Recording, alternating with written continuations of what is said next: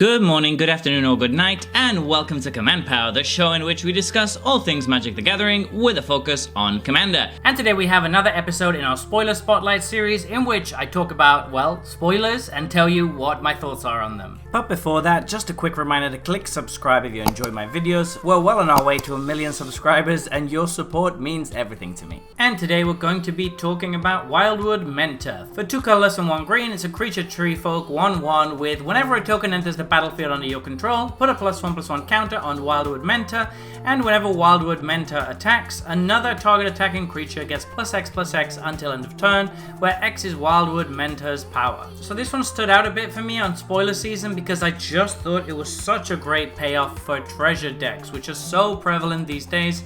There's so many decks that are running a treasure sub-theme or now a food sub-theme as well, where this becomes very, very powerful, but it does require a few things to be true. First, you need to be playing a more slow attacking based deck. You can't be a super aggressive combo deck that wants to finish the game really early, because this just isn't going to do enough for you in that case. Second, you do want to be playing those aforementioned token synergies. So you might be playing a food strategy, you might be playing a treasure strategy, you might be playing just a normal token strategy that's making a bunch of saprolings or squirrels or something like that. This seems pretty good in Chatterfang, for example, seeing as you're going to be making a ton of tokens in that deck. The third and final thing you want to be true is you want to be interested in attacking. You want to be a deck that is eventually going to be going into the red zone to close out the game, and preferably you want to be a deck that can give its creatures some form of evasion. Usually trample, I think, is going to be pretty good with this. As soon as all of those things are true, and they will be true for a lot of decks, then this is going to be a premium card that is going to be fantastically strong in your deck. If you get this anywhere near on curve, even if you get it a couple turns late on turn 4 or turn 5, and then you start pumping out tokens as your deck is probably going to be wanting to do, it's going to get out of hand really quickly. A card that immediately came to mind for me was Bootlegger's Stash. Now, I don't think this card is particularly good most of the time, but in a deck running Wildwood Mentor, it could be one of the best combinations in your deck because you're going to be able to make a ton of tokens every turn, which are going to trigger Wildwood Mentor and make him absolutely massive. It is still a vanilla creature though, so you are going to definitely want to be giving it evasion, as we mentioned earlier.